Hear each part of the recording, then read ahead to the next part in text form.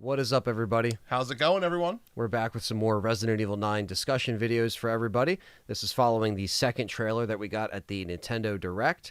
And we wanted to talk a little bit more about the villain side of this, the Umbrella coming back. We wanted to dive into who this could possibly be. It seems like, you know, the hooded figure in the trailer, and also the, you know, old man with the goggles that now we're seeing at the end of this new trailer. Some people are saying it's the same person. That's what I thought, but it does, with closer looks, it does look like it could be two different people. Yeah, there are some inconsistencies with the way, like, the mouth shape works, the way they look, rather. Even the skin isn't as cracked as the old man. Like, when you look at the hooded figure, it looks like he's infected, but not quite as much as this. So unless there's two different forms of infection throughout the game, I don't know. You know, this is something that a lot of people are wondering what this is or who these people are, you know. And I kind of dubbed the older gentleman the Mad Doctor. Right. A lot of people are saying doctor, scientist. Yeah, right? I dub him Mad Doctor, and I dub the other one the Assassin. If they are not the same person. So going forward in the video, that's what I'll be calling them. Yeah. The Mad Doctor means the guy with the goggles. The Assassin means the guy who stabs that hotel manager's neck. Yeah. And strangles him with a bag. Yeah, so it's like, you know, the one thing that a lot of us were thinking, you know, this being Umbrella potentially, you know, coming back in this way, right? We have a shot of the Umbrella logo in the trailer for a reason. Yeah. We shot the podcast a day before the trailer came out, and we basically predicted, like, Umbrella has to be back to some degree. For sure, and then it happened. And then it happened, of course. Not to toot our own horn, but... Right, we're not trying to pat ourselves on the back, but this is a good thing. It's a good thing because we essentially said you can't really go back to RC without having some kind of Umbrella connection in there. Yeah, and I think it was obvious. I don't think it was outlandish to predict that. Right. We're not prophets, but it's just it's like it makes sense. Other and it people would have out been, there, yeah, would have been really disappointing if they didn't bring Umbrella back. I think the key takeaway here is they did what we were hoping they would do, not that, oh, we were right, because that's not really, we don't have any inside information. Exactly. Yes, that's very well said. And so with Umbrella coming back, I want to ask you, John, do you think that this is somebody that was associated with Umbrella in the past? So whether it's the hooded figure or almost certainly Mad Scientist. The Mad Scientist, I'm guessing, my initial knee-jerk thought, especially with everything going on with people debating about Lisa coming back. Right. If the Alyssa monster was what I call her, Alyssa. If that monster is Lisa or not, if that being debunked. I wouldn't be surprised if this doctor worked with Umbrella in the early days and had something to do with the mad operations on humans. Maybe this is part of the team that developed the Tyrant. Maybe this is part of the team that developed Lisa Trevor. What do you think about that? I think it's possible. I mean, I think they're trying to, you know, whoever they are, it's almost like they've been watching Grace and Alyssa for quite some time. Yeah. They seem to know what they're doing in this chronic care center, how they're setting it up, how these, you know, potential experiments might be happening.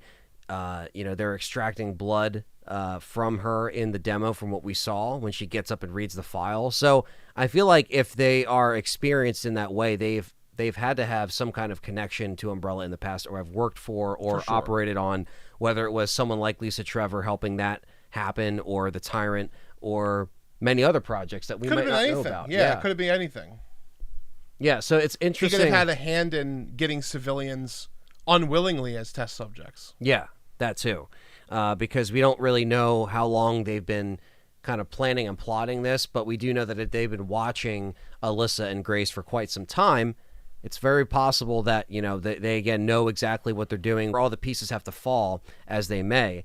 And, you know, the biggest thing here is, you know, obviously Alyssa has the big connection with Raccoon City, you know, and she got infected in Outbreak. She gets cured by the daylight, and it's, like I said, blood related. So I think her being the one, or the person that they're after, definitely has to be genetic of some sort, I would imagine. Now, this is us just guessing based off Alyssa's lore. Yeah, that does exist. And to play devil's advocate to that, we also recognize that they may retcon her being infected. Entirely. Because that was more of a gameplay thing they did for Outbreak.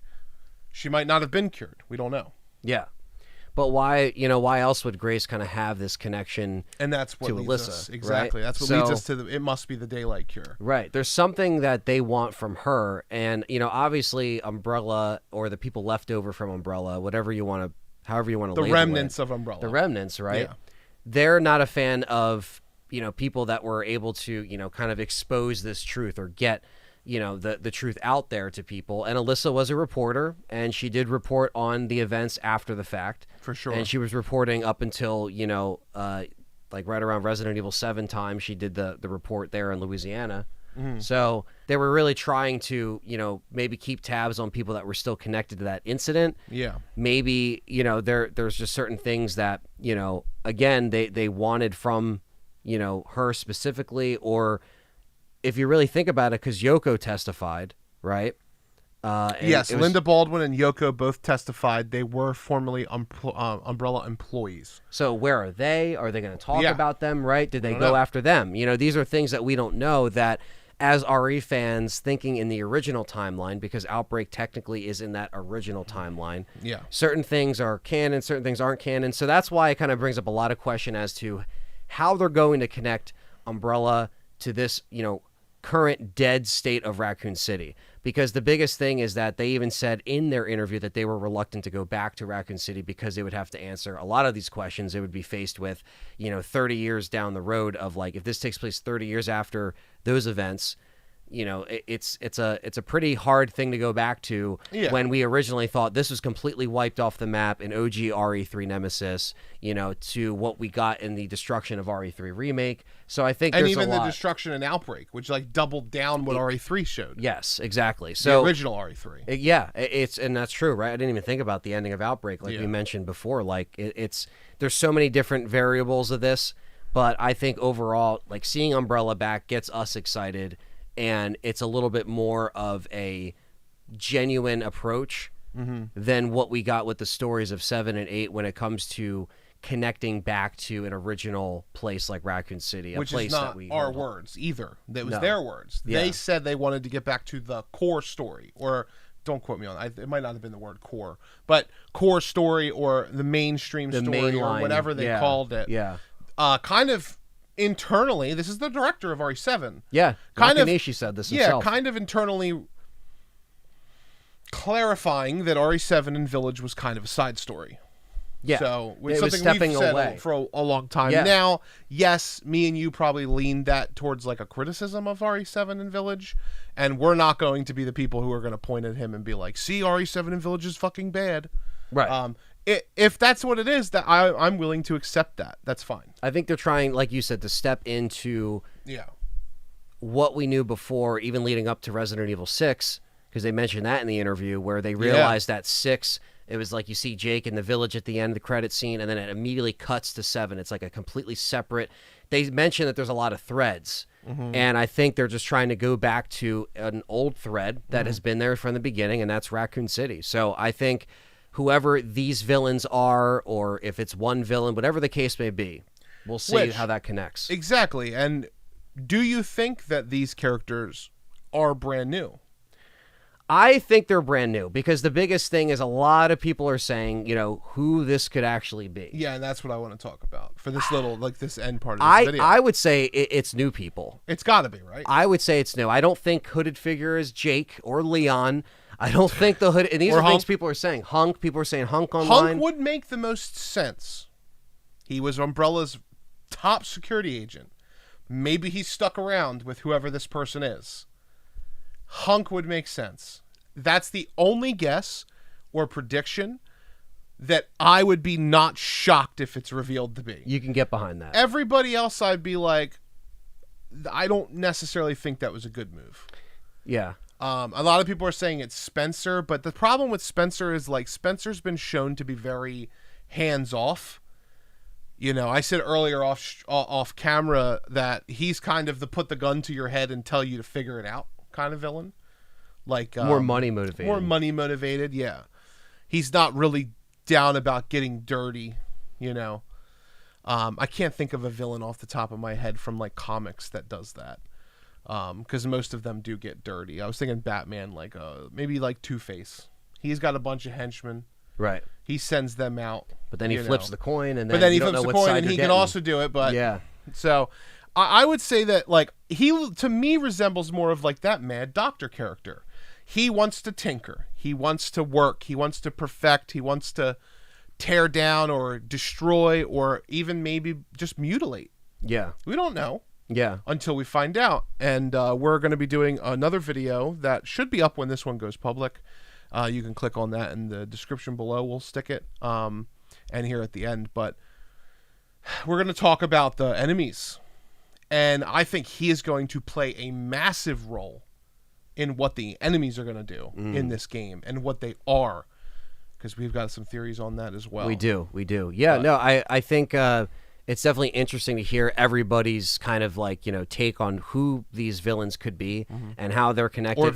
Or villain, yeah. Right? So villains, different lines of history of Resident Evil, different people that could come back. I'm suspecting that this is somebody new. It would just make sense, but it could still be somebody new, but they could still have a connection to Umbrella. Well, they could still have a history. It could be a new character that we have heard about before, but just haven't seen. I think that's the right call. But can you think of anybody? Not that would still be around, but he is a Mad Doctor.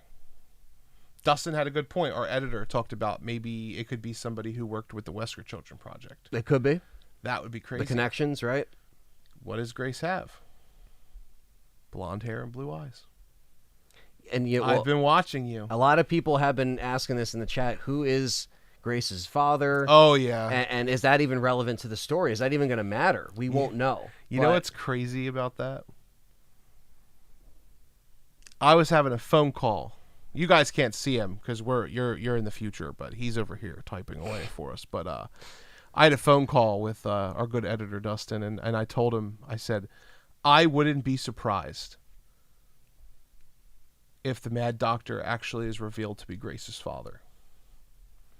And they're going to go the angle of further down trauma. Don't be surprised if you meet Daddy Ashcroft in this game. I think it's a possibility. Maybe the hooded figure. Maybe we're gonna find out, or maybe it won't even matter. Hey, maybe it won't matter at all, or maybe one of the things we talked about in I think a podcast a while ago. And this is a very loose connection. This is like conspiratorial territory. But maybe Alyssa is a secret Wesker child. That's a stretch. She does fit the bill. I know, but that's a huge stretch. I don't know. She does fit the bill. bill. That would be changing canon and lore. I don't think that's a good idea, but I'm just saying don't be surprised. I will piggyback off of you and say I think they're new characters as well. Yeah. I don't think they're going to be anybody crazy. I do think that there's a possibility it'll be a name that we've seen before, but have never seen in the flesh. But have never seen. Henry Sarton. Yeah. Planet 42 guy. Yeah. No. But yeah, that's where I'm at. Where are you at with this? Yeah, I just think it could be. I agree. I mean, obviously they can do some kind of like crazy. This wasn't here before, but now it is kind of thing. Almost like what they did with like Miranda knowing Spencer and stuff. Yeah, for sure. They could always immediately be like, well, this guy actually knew X, Y, and Z people, and all these. Connect him more to the lore that we know. So I think it's possible. I think it's going to be maybe a new old character that we might have seen, and that will be that. If there is two villains, as far as like the hooded figure and the goggle scientist, however you want to word that. Scientist, Mad Doctor. Yeah. Whatever. So I just think that they can kind of both be in that same realm of like having that connection to old school clientele that were around and old school people that were running Umbrella and stuff like that. So for sure. Yeah. So that's kind of where we're at with this. Let us know what you think down below in the comments as far as the villains and Umbrella coming back in this game. Does this have you more excited and give you that kind of spark to get into the story a little bit over 7 and 8, or if you like 7 and 8 as well, and this also piques your interest, let us know. But yeah, it's a really cool thing to see Umbrella come back into a story that goes back to Raccoon City. At least if it's not for the whole game, it's part of the game, they're making it a crucial part of this history of Resident Evil being almost 30 years old. Yeah. So, yeah, thank you guys for watching. Thank you. If you did miss the podcast that we did last week on the RE9 trailer number 2 kind of thoughts. Yeah. The wrap up before the trailer dropped. So Gamescom, we did kind of a roundup. Talk about the demo. Anthony got back. We talked about the demo and everything. I said trailer number 2. I'm sorry, but that's the one we're recording next week. Yes. So if you missed that, you can check it out. The pinned comment in the description, or in the comment section below. We'll put that out there because I know some people were looking forward to hearing what we thought together. Yes. And these videos are kind of going in order with that of all the news we got post this, but we're expecting more news in the coming couple of weeks. That's why we're waiting to do another podcast episode. Yeah, we have a State of Play possibly next week and Tokyo Game Show. So we'll just keep all you guys posted and updated. Hit the like button, subscribe, and we'll see you next time. Peace.